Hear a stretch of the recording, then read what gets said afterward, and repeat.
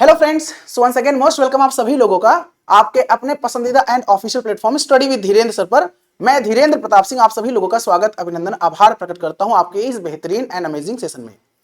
दोस्तों, एक बहुत ही बड़े मुद्दे पर, एक बहुत बड़ा इशू है जिस पर हम डिस्कशन करने के लिए आपसे इंटरेक्ट हो रहे हैं। जी हाँ दोस्तों, ये है यूपी ट्रिपल एससी रिफॉर्म को लेकर, यानी यूपी ट्रिपल एससी सुधार को लेकर।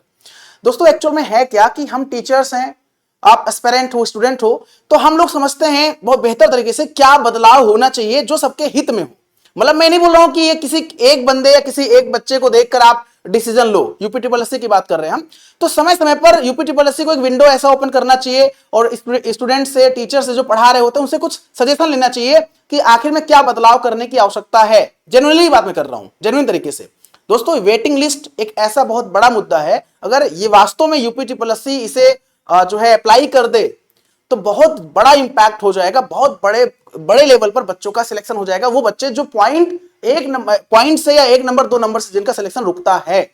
तो आइए हम इस पर चर्चा करने के लिए बहुत ही डिटेल में आपसे हम मुखातिब हो रहे हैं। आप लोग बने रहिएगा लास्ट तक हमारे साथ। दोस्तों, बहुत ही इंपॉर्टेंट पॉइंट्स हैं, कुछ महत्वपूर्ण बिंदु हैं जिन पर हम चर्चा करेंगे आपसे कि ये वेटिंग लिस्ट या इन्हें बहुत सारे आयोग या जो भर्ती बोर्ड हैं, जो एजेंसीज हैं, जो एग्जाम कंडक्ट कराती है, इन्हें रिजर्व लिस्ट के नाम से भी जानती है। कुछ जो है एसएससी भी फॉलो करता है, आईबीपीएस भी फॉलो करता है, रेलवे भी फॉलो करता है। रेलवे भर्ती बोर्ड की बात मैं कर रहा हूं। तो ऐसे बहुत सारे अलग अलग स्टेट के जो भर्ती बोर्ड है, जो कमीशन है, आयोग, वो भी फॉलो करता है। तो यूपी ट्रिपल एससी को फॉलो क्यों करना चाहिए, इससे क्या फायदा होगा, तो उसी पर चर्चा करने के लिए हम आपसे इंटरेक्ट हो रहे हैं। हमारे साथ में हमारे प्रफुल्ल सर हैं। सर आइए, स्वागत है आपका। प्रफुल्ल सर बहुत ही अनुभवी शिक्षक हैं, बहुत मतलब एक्सपीरियंस टीचर है मैथ्स और स्टैट्स के। हमारे यहाँ स्टैट्स और मैथ्स पढ़ाते हैं, तो इनका भी राय लेंगे हम। सर, एक्चुअल में एक बहुत बड़ा मुद्दा वेटिंग लिस्ट का है, ठीक है सर। और वेटिंग लिस्ट से होता क्या है आपको पता है कि जैसे मैं एग्जांपल लेता हूं, यूपी ट्रिपल एससी ऑडिटर 530 की भर्ती आई थी, पोस्ट 530 पोस्ट के लिए, उसका नाम था 530 दे दिया हम लोगों ने दिया। फिर उसी के बाद एक भर्ती आई same qualification UP triple SC के द्वारा असिस्टेंट अकाउंटेंट ऑडिटर के 1828 पोस्ट के लिए। एक्चुअल में हुआ क्या, आप थोड़ा यहां पर जैसे रिजल्ट भी सबका आगे पीछे आ गया, डीवी बच्चे सेम, जो बच्चे सिलेक्ट हुए 530 में वो भी डीवी करा लिए।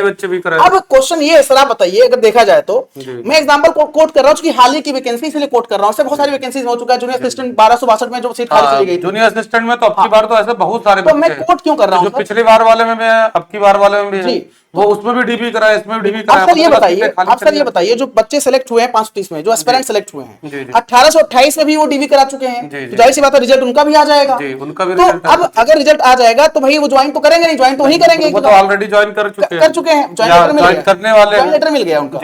तो अब ज्वाइनिंग तो करेंगे नहीं, तो सीट खाली जाएगी ना। जी बिल्कुल। तो जो बच्चे जो एस्पिरेंट 1 नंबर 2 नंबर या पॉइंट से रुक रहा था, उनका क्या होगा भाई, नहीं हो पाएगा। लेकिन अगर वही वेटिंग लिस्ट का प्रावधान हो या कुछ रिजर्व लिस्ट का ऐसा प्रावधान हो, रिजर्व लिस्ट का प्रावधान होगा तो उनका हो जाएगा, तो भला हो जाएगा इससे। तो सर वैकेंसी जानते हैं खाली चली जाती, इसी वजह से वैकेंसियां खाली चली जाती है। वही समस्या इसका रीजन क्या होता है कि जैसे एक ही बच्चा पता चला जूनियर असिस्टेंट में वो ऑलरेडी नौकरी कर रहा है जी, और पता चला इस वाली की वैकेंसी आए तो उसमें चला गया, अब जूनियर असिस्टेंट वाला पोस्ट खाली रह गया। या तो ऐसा हो जाए कि विवेक का रिजल्ट जारी कर दे, ज्वाइनिंग मिल जाए, तो दूसरे वाले का करे, तो हो सकता है बच्चे छोड़े, इस टाइप का हो। और हम कहते हैं अगर मान लीजिए वो नहीं हो पाता है, एग्जाम एक का कंडक्ट नहीं हुआ, एग्जाम एक की भर्ती पूरी नहीं हुई, दूसरी वैकेंसी आ गई, तो पता चलता है एक के बच्चे कई सारी वैकेंसियों में बैठते हैं, तो वो इधर भी सिलेक्शन लिए, इधर भी, तो पहले जिसमें ज्वाइनिंग होती है उसका ज्वाइनिंग कर लिए, दूसरे वाले में डीबी करा देते हैं, तो वो क्या कर देते हैं, छूट जाते हैं। अच्छा, इसकी मुहिम सर लोगों ने इसकी मुहिम चलाई थी, डीबी स्किप करने वाली मुहिम तो चलाई थी सर लोगों ने।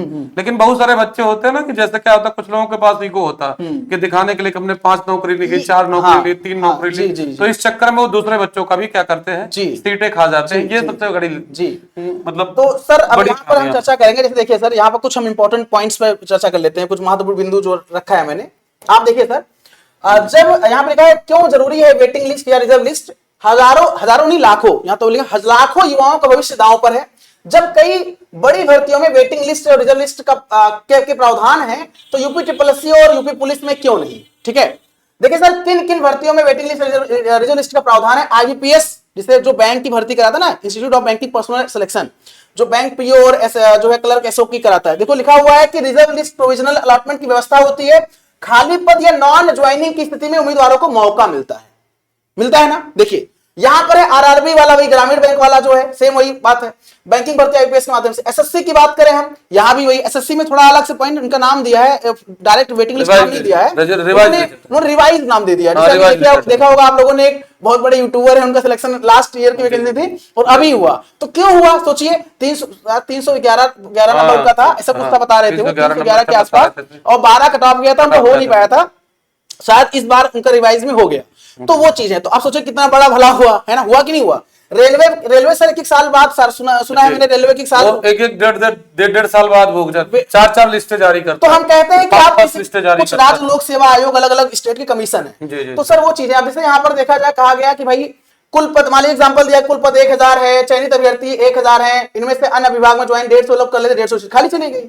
अब खाली चलेगी, दोबारा वैकेंसी उसकी आप निकालोगे, दोबारा वो एग्जाम, मतलब बहुत सारे। देखो क्या कहा गया, मेरिट के अगले 150 अभ्यर्थियों को मौका मिलेगा अगर वेटिंग लिस्ट होता है, सभी 1000 पद भरे जाएंगे, 1-2 नंबर से छूट रहे अभ्यर्थियों को अवसर मिल जाएगा, सरकार को सभी स्वीकृत पदों पर कर्मचारी मिल जाएंगे, भर्ती प्रक्रिया पर विश्वास और पारदर्शिता बढ़ेगी, और जो सरकार का संसाधन समय से बर्बाद होता है वो बच जाएगा। तो हम कहते हैं, देखो इसमें अब मेन मकसद, मेन हम लोगों का जो कंसर्न है ये है, भैया सबको सपोर्ट एक होना पड़ेगा, जितने बड़े बड़े टीचर हैं हम, ये भाई सभी लोग बड़े टीचरों, हम लोग वो छोटे प्लेटफॉर्म है, सब लोग साथ में आए और इसके बाद में इसके रिफॉर्म का मुद्दा उठाएं, और वास्तव में ताकि बच्चों का भला हो सके और बच्चे भी ज्यादा से ज्यादा लोगों को शेयर करें, बिल्कुल, ताकि ये मुद्दा ज्यादा से ज्यादा। हम लोगों ने स्टार्ट किया अभी, मैं कुछ बच्चे मेरे पास कॉल किए थे, यूपी SSC 55-12 जो जूनियर असिस्टेंट 55-12 वाले बच्चे जनता दरबार में गए थे मुख्यमंत्री जी के, माननीय मुख्यमंत्री जी के।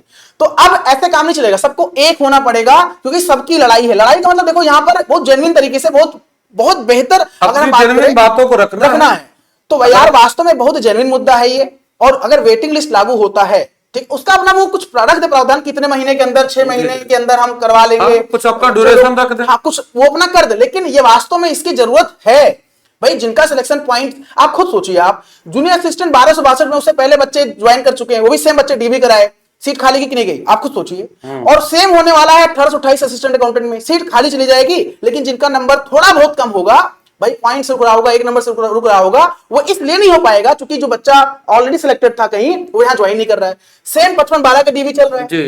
अब 55-12 में जिनका, देखो भाई जाहिर सी बात है, डीवी तो लोग कराएंगे ना, अगर हम कहीं बीपीओ वाले में भी यही स्थिति है भाई, जो लोग कहीं सिलेक्टेड नहीं है, कहीं चयनित नहीं है, तो अपना डीवी कराएंगे ना, तो उनकी पेंडिंग चल रहा है मामला, कई सारे वैकेंसीज का पेंडिंग चल रहा है। लेकिन अगर वही कहीं हो गया उनका, मान लीजिए, तो 55-12 में डीवी करा चुके हैं, बहुत सारे बच्चे जो जूनियर असिस्टेंट में ऑलरेडी हैं, हाँ, और बीपीओ वाले में भी आप करवा रहे हैं उसमें। अच्छा, कुछ लोग ऐसे भी होते हैं जो एग्जाम दे देते हैं और जो है डीवी करा लेते हैं, इसलिए कि हमारा विभाग चेंज हो जाए, हमें जिला अलग हो जाए, तो फिर बाद में वो ज्वाइन नहीं करते हैं। तो भैया ये बहुत ही अगर बात करें प्रैक्टिकल लेवल पर, बात करें व्यवहारिक स्तर बात करें हम, बहुत अच्छा ये मुद्दा है। मुद्दा क्या है, इसको लागू होना चाहिए वेटिंग लिस्ट, हम लोग मांग करते हैं।